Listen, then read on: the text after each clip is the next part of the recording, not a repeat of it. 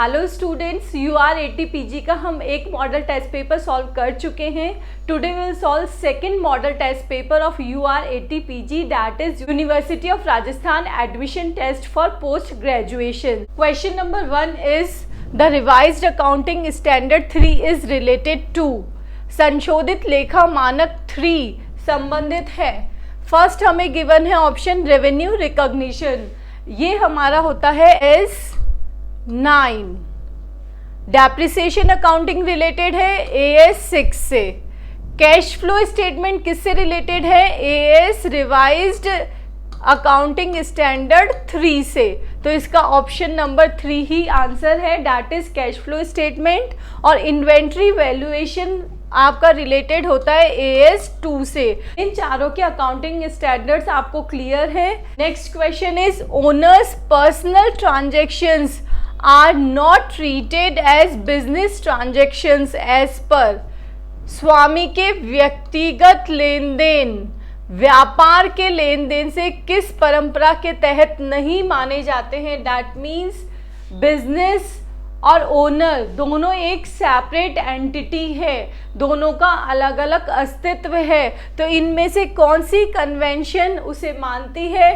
That is your entity convention, पृथक अस्तित्व की परंपरा, जिसके अकॉर्डिंग ओनर के जो पर्सनल एक्सपेंसेस हैं उसको बिजनेस से अलग रखा जाता है, जिससे कि ओनर की लायबिलिटी क्या हो? लिमिटेड हो। तो इसका आंसर हो गया अपना entity convention.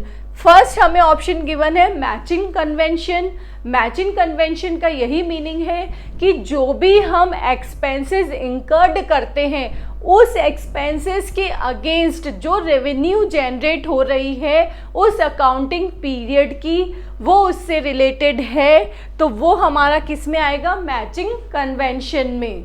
Matching convention states that every expenses incurred in the accounting period should be matched with revenue same accounting period। Next है रियलाइजेशन कन्वेंशन। रियलाइजेशन कन्वेंशन बोलती है कि जो भी मनी का आपका लीगल राइट क्रिएट हो जाता है उसे ही एंटर करते हैं। इसका एग्जाम्पल है सेल्स का आपको ऑर्डर मिला, ऑर्डर मिलना इज नॉट सफिशिएंट, आप सेल्स कर देते हैं तभी आप उस पे अपना अकाउंटिंग करेंगे। So realisation convention states that the revenue from any business transaction should be included in the accounting records when it is realised. Realised means creation of legal right to receive money. जैसा कि हमने अभी sales का example discuss किया, जब आपने actual sales करी तभी आपका लीगल राइट होता है उसका मनी रिसीव करने का। Fine. Next is consistency convention, that means जो भी आप अकाउंटिंग प्रिंसिपल्स यूज कर रहे हैं वो आप ईयर वाइज सेम यूज करें अपने अकाउंटिंग के लिए, जिससे कि आप कंपेरेबल उसको बना सके, चाहे ईयरली हो चाहे इंटर बिजनेस ट्रांजेक्शन्स हो। Fine. Next is unmarked application benefit is given to underwrites in first is gross liability ratio, marked application ratio, firm underwrite ratio, none of the above। अनचिन्हित प्रार्थना पत्रों का फायदा अभिभावकों को दिया जाता है। देखिए दो टाइप के आपके क्या होते हैं एप्लीकेशंस होती है, फर्स्ट होती है मार्क्ड, सेकंड होती है अनमार्क्ड। मार्क्ड एप्लीकेशन जिनमें कि स्टाम्प लगा हुआ होता है और एप्लीकेंट का नाम लिखा हुआ होता है। अनमार्क्ड में कोई भी स्टाम्प नहीं होता है, कोई भी नाम नहीं होता है। तो आप उसको किस रेशियो में डिवाइड करते हैं? ग्रॉस लायबिलिटी रेशियो में। इसका कैसे हम करते हैं इसका treatment? That is gross liability less marked applications, फिर बैलेंस आ गया लेस अनमार्क्ड एप्लीकेशंस। ठीक है, अब ये किस रेशियो में होता है? आपका ग्रॉस लायबिलिटी रेशियो में। किस रेशियो में होता है? ग्रॉस लायबिलिटी रेशियो में। फाइन, क्लियर है आपको ये question? Next question is list B contributors are the numbers whose membership is seized within the month of commencement of winding up। देखिए 2 टाइप की लिस्ट होती है, फर्स्ट इज लिस्ट ए और list B. List A में होता है आपके present holders और लिस्ट बी में होते हैं आपके पास्ट मेंबर्स या होल्डर्स। ठीक है, प्रेजेंट होल्डर्स में तो क्या होगा, eight the time of winding up उसका नाम रजिस्टर्ड होगा रजिस्टर में। फाइन। लिस्ट बी में कौन से होते हैं, लिस्ट बी के कंट्रीब्यूटर्स के लिए ये बोला गया है ये आपके पास्ट मेंबर्स हैं जो कि वाइंडिंग अप के 12 मंथ्स बिफोर तक आपके मेंबर्स रहे हैं, वो ही कंट्रीब्यूटर्स माने जाते हैं लिस्ट बी में। तो इसका आंसर क्या होगा, within 12 months of winding up.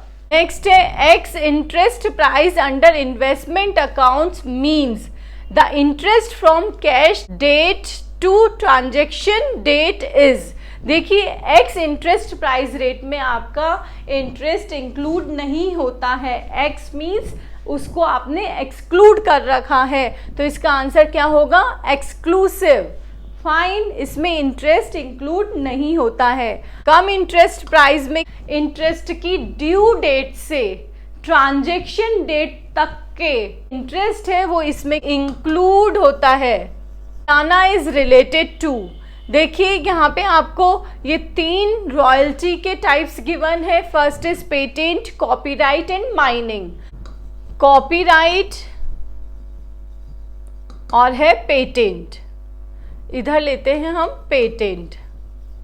ठीक है, कॉपीराइट किसके लिए होता है, ऑथर्स को सर्व करता है, जो आपके ऑथर्स हैं उनको, और पेटेंट इन्वेंटर्स को, जो कोई रिसर्च करके इन्वेंशन करते हैं वो इन्वेंटर्स को। सेकंड, ये क्या होता है, क्रिएटिव वर्क होता है। इसमें क्या आ गया आपका, फोटोग्राफी, म्यूजिक, आर्ट। ठीक है, म्यूजिक, आर्ट। इन्वेंशन हुआ तो इसमें हम क्या करते हैं, grant permission to exploit the invention. Invention को एक्सप्लॉइट करने की आप परमिशन ग्रांट करते हैं। ठीक है, अब ये किस में यूज आता है आपका, मेडिकल साइंस एंड टेक्नोलॉजी में। तो अब आपको समझ आ गया कॉपीराइट क्या है और पेटेंट क्या है। इनके अगेंस्ट लाइसेंसर को मनी पेड करता है for the use of their creative work के लिए हो गया तो कॉपीराइट हो गया, और इन्वेंटर्स के लिए हो गया तो पेटेंट हो गया। ये आपका सर्टेन कमीशन भी होता है, फिक्स्ड भी होता है। तो ये दोनों आपको क्लियर है। जो नजराना है वो किससे रिलेटेड है, कॉपीराइट रॉयल्टी से रिलेटेड है। ये एक एक्स्ट्रा पेमेंट है, आप रॉयल्टी पेड करने के बाद भी एक्स्ट्रा पेमेंट करते हैं, वो क्या होगा आपका नजराना, जो किससे रिलेटेड है, कॉपीराइट रॉयल्टी से। Next is mining royalty. Mining royalty is levied in the reference of production of minerals. जो भी आप मिनरल्स के प्रोडक्शन के अगेंस्ट जो भी रॉयल्टी होती है वो क्या होगी, हमारी माइनिंग रॉयल्टी। नेक्स्ट है double account system is useful for. देखिए हमारे 2 अकाउंट सिस्टम है, first is single account system, second is double account system. Single account system में आप क्या बनाते हैं, 1 बैलेंस शीट बनाते हैं। ठीक है, और डबल अकाउंट सिस्टम में क्या बनती है, 2 बैलेंस शीट बनती है। दैट मीन्स एक तो बनता है आपका कैपिटल अकाउंट, सेकंड बनता है जनरल बैलेंस शीट। ठीक है। और ये किस में बनती है? जिनकी की कैपिटल बहुत बड़ी होती है। तो आप जिनकी फिक्स्ड असेट्स और फिक्स्ड लायबिलिटीज जिन कंपनीज में बहुत ज़्यादा होती है, गैस कंपनी, रेलवेज, ट्रामवेज, इनकी फिक्स्ड कैपिटल लार्ज अमाउंट में होती है, इसलिए इनके लिए कौन सा सिस्टम है? डबल अकाउंट सिस्टम है। That is all of the above इसका आंसर है। Next is which of the following is known as mercantile system of accounting. Accounting के आपको ये 4 सिस्टम बता रखे हैं। अब पूछा गया है जो मर्केंटाइल सिस्टम है, जो आपका व्यापारिक प्रणाली कहलाती है, वो कौन सा है? That is double entry system of accounting. ये हमारी बहुत पुरानी पद्धति चली हुई आ रही है। इस डबल एंट्री अकाउंटिंग सिस्टम में क्या किया जाता है? जो भी ट्रांजेक्शन्स हैं उससे हमारी दोनों साइड इफेक्टिव होती है। First is debit side, second is credit side, ठीक है। इसलिए इसमें double entry system of accounting बोला गया है। फाइन। नेक्स्ट है डबल अकाउंट सिस्टम। हमने ऊपर डिस्कस किया था। डबल अकाउंट सिस्टम में क्या होता है? आपकी 2 बैलेंस शीट बनती है, एक कैपिटल अकाउंट, एक जनरल बैलेंस शीट। नेक्स्ट है cash system of accounting. Cash system of accounting में आपका सिर्फ कैश से रिलेटेड ट्रांजैक्शन ही रिकॉर्ड होते हैं। नेक्स्ट है single entry system. Single entry system में देखिए आप कैश और पर्सनल अकाउंट से रिलेटेड ही एंट्रीज करते हैं, अदरवाइज रियल और नॉमिनल अकाउंट से रिलेटेड कोई एंट्री नहीं होती है इसमें। फाइन। कैश से रिलेटेड एंट्री होगी तो कैश और किसको दिया है और लिया है, तो पर्सनल अकाउंट से रिलेटेड हो गई है। तो इसमें क्या हो गया है? Cash plus personal account effective होते हैं, no real and nominal. But जो डबल एंट्री सिस्टम होता है उसमें आपके सारे अकाउंट इफेक्टिव होते हैं, रियल, नॉमिनल, ये सारे अकाउंट इफेक्टिव होते हैं। तो जो मर्केंटाइल सिस्टम से बेस्ड अकाउंटिंग है वो क्या है? हमारी double entry system of accounting. Next is under which concept revenue is recognised only when sales is made. किस परंपरा के तहत आय की पहचान होती है? जब बिक्री हो जाती है। दैट मीन्स जब आपने सेल्स कर दी है तब आपकी कौन सी कॉन्सेप्ट करती है? That is accrual concept. Accrual means something that becomes due, especially in the sense of money that yet to be paid or received at the end of the accounting period. That means accrual का ये मतलब है कि कोई भी money जो कि आपकी ड्यू हो चुकी है, आप उसको पे करने के और रिसीव करने का राइट ले चुके हो दैट अकाउंटिंग पीरियड में, तो वो क्या हो गया आपका? अक्रूअल। फाइंड। और accrual concept, accrual means revenues and expenses, ये हो गए रिसीवेबल और ये पेएबल हो चुके। When they are receivable, when they are payable, yet they are not received in cash or paid in cash। वो सिर्फ क्या होने चाहिए? रिसीवेबल होने चाहिए, चाहे वो कैश में मिले या ना मिले। That is your accrual concept. Fine. तो ये क्या हो गया? Revenue is recognised when the sales is made. इसमें हमारा कौन सा कंसेप्ट आ गया? Accrual concept. क्यों? क्योंकि वो हमारे क्या हो गए?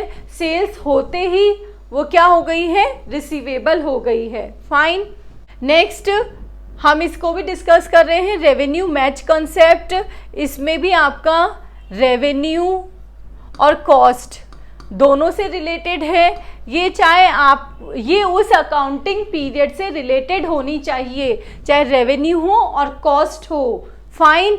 चाहे वो कैश में रिसीव्ड हुई हो या नहीं हुई हो, उससे कोई मतलब नहीं है। इसमें क्या एम्फसाइज किया गया है कि वो उस अकाउंटिंग पीरियड से रिलेटेड होनी चाहिए।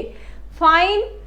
तो आप जो भी प्रॉफिट एंड लॉस अकाउंट बनाएंगे इन रेवेन्यू और कॉस्ट को आप अपने प्रॉफिट एंड लॉस अकाउंट में इन्वॉल्व करेंगे जो कि उस अकाउंटिंग पीरियड से रिलेटेड है। इसलिए रेवेन्यू मैच कॉन्सेप्ट उस अकाउंटिंग पीरियड से रिलेटेड जो भी रेवेन्यू है, जो भी एक्सपेंसेस है, उसको रिकॉर्ड करने के लिए एम्फसाइज करता है। रियलाइजेशन कॉन्सेप्ट अब हम ऊपर डिस्कस कर चुके हैं। Next is cost concept. Cost concept का मतलब यही है कि जो भी असेट्स और लाइबिलिटीज आपको गिवन है आप उसको कॉस्ट पर ही, जो उसकी एक्चुअल कॉस्ट है उसी पर ही रिकॉर्ड करें। Cost concept emphasised that all the assets should be recorded at its purchase price, जिसमें कि आप क्या क्या ऐड कर सकते हैं, cost of installation, cost of acquisition, installation. Fine, that means आप जो भी असेट दिखाएंगे उसको मार्केट प्राइस पे ना दिखाकर उसकी कॉस्ट प्राइस पर ही आप दिखाएंगे। Next is the period affected due to the dislocation of business consequent to fire is called. आग लगने के कारण व्यापार में अस्थिरता अवधि को कहते हैं, दैट इज इंडिमिटी पीरियड। जहाँ की अस्थिरता अवधि है उसको क्या बोलते हैं, इंडिमिटी period. Amount of इंडिमिटी means that is the value जिसको कि एक पार्टी दूसरी पार्टी को देने के लिए रेडी होती है बिकॉज उसके कारण उसका लॉस हुआ है। तो ये तो हो गए वैल्यू, तो इसलिए इसका आंसर नहीं है, पीरियड है। तो इंडिमिटी पीरियड क्या होगा आपका, that is dislocation of business consequence to fire. अब इंश्योरेंस पीरियड क्या हो गया, ये it is the time frame in which the insurance policy is effective.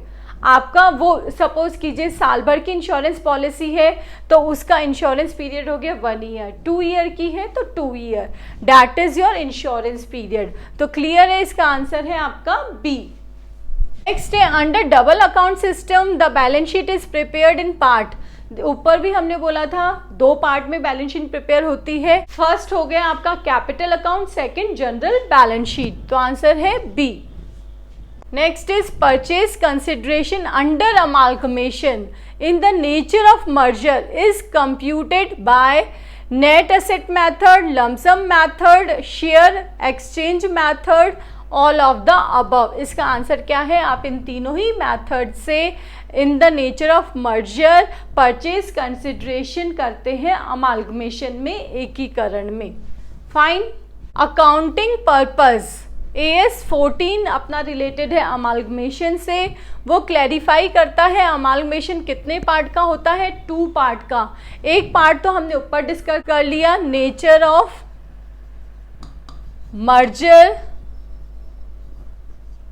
और ऑफ परचेज, ये 2 आपके पार्ट हैं।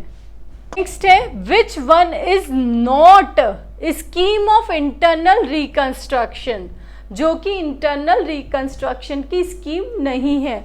देखिए, internal reconstruction means necessary changes are made in the capital structure of a company. आप कंपनी की कैपिटल स्ट्रक्चर में changes कर लेते हैं, but there is no effect on the existence of a company की एग्जिस्टेंस पे, उसके अस्तित्व पर कोई भी प्रभाव नहीं होता है। बट लॉसेस से बाहर निकालने के लिए आप कंपनी की कैपिटल स्ट्रक्चर में चेंजेस करते हैं, that is your internal reconstruction, जिसके ये दोनों ही पार्ट है। First is alteration of share capital, second is reduction of share capital. तो इसका आंसर क्या है, कौन सी स्कीम नहीं है, that means none of the above. हम इन दोनों को भी डिस्कस कर रहे हैं, that is alteration of share capital. इसका फर्स्ट पॉइंट है आप कैसे अल्ट्रेशन करते हैं, increase in the share capital by issuing new shares. तो आपने क्या कर दिया, increase in share capital. Second B है कंसोलिडेशन। कंसोलिडेशन कैसे, कंसोलिडेशन मीन्स जो आपके स्मॉल डिनोमिनेशन के शेयर्स होते हैं उनको बिग में चेंज कर देते हो। लाइक 10 के हैं उनको आपने 50 में चेंज कर दिया, 50 वाले को आपने 100 डिनोमिनेशन में चेंज कर दिया। इससे आपकी कैपिटल इफेक्ट नहीं होती है, बट नंबर ऑफ शेयर क्या होते हैं, इससे अफेक्टिव होते हैं। तो ये 2 पॉइंट हो गए। नेक्स्ट सी है सब डिवीजन।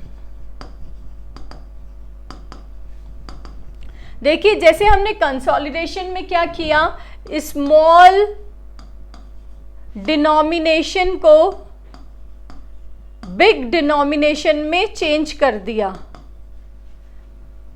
अब ऐसे ही सब डिवीजन में क्या होगा, जो बड़े डिनोमिनेशन होंगे उनको किस में चेंज कर दोगे, स्मॉल डिनोमिनेशन में। दैट मीन्स 100 वाले शेयर आपने किस में कर दिए, 50 में कर दिए, 50 वाले 10 के कर दिए। इससे क्या होंगे, जो आपके स्मॉल इन्वेस्टर्स है वो अट्रैक्ट होंगे कंपनी की तरफ। फाइन। नेक्स्ट है conversion of shares into stock और stock to shares. D point हो गया आपका conversion of shares to stock and vice versa, और stock to shares. Next is cancellation of unissued share. Cancellation of unissued shares. अब इसमें क्या होता है, आप कोई भी एंट्री नहीं करते क्योंकि शेयर इशू ही नहीं किए हैं, ना कोई कॉल मनी हुई है। सिर्फ आप क्या करते हैं, अपनी ऑथराइज्ड कैपिटल में चेंजेस कर देते हैं इन द बैलेंस शीट। तो ये जो 5 पॉइंट है वो क्या है, अल्ट्रेशन ऑफ शेयर कैपिटल के हैं। नेक्स्ट हम डिस्कस करेंगे रिडक्शन ऑफ शेयर कैपिटल। इसका फर्स्ट है reducing uncalled share capital. Next है रिड्यूसिंग, ये अनकॉल्ड हो गई और ये रिड्यूस कर दिया आपने पेड अप कैपिटल। नेक्स्ट है refund excess money to share holders.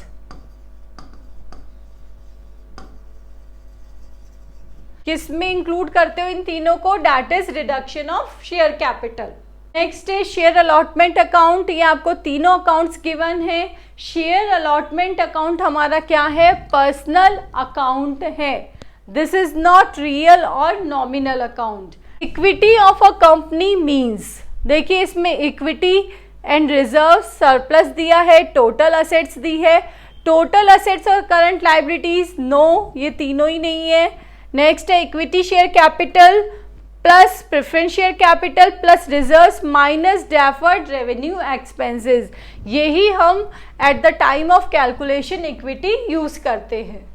Next is security premium account balance is used, वो 2 में यूज आता है, to write off preliminary expenses and for issuing bonus shares for both A and B.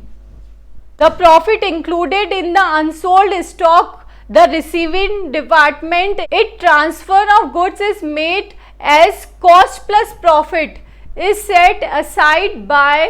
अब देखिए ये जो आप cost plus profit वाला करते हैं उसमें क्या होता है, क्रिएटिंग स्टॉक रिजर्व होता है। इसकी एंट्री क्या होती है, general P&L account debit to stock reserve. तो जो भी कॉस्ट प्लस प्रॉफिट है उसके लिए आप क्या करते हैं, स्टॉक रिजर्व क्रिएट करते हैं। Short working recouped is the profit to lessee के लिए, दैट मीन्स पट्टेदार के लिए वो प्रॉफिट होता है। Next is coefficient of variation equals to, इसका क्या फॉर्मूला है आपका, sigma divided by X bar into 100। तो ये क्या है आपका, ये ऑप्शन बी।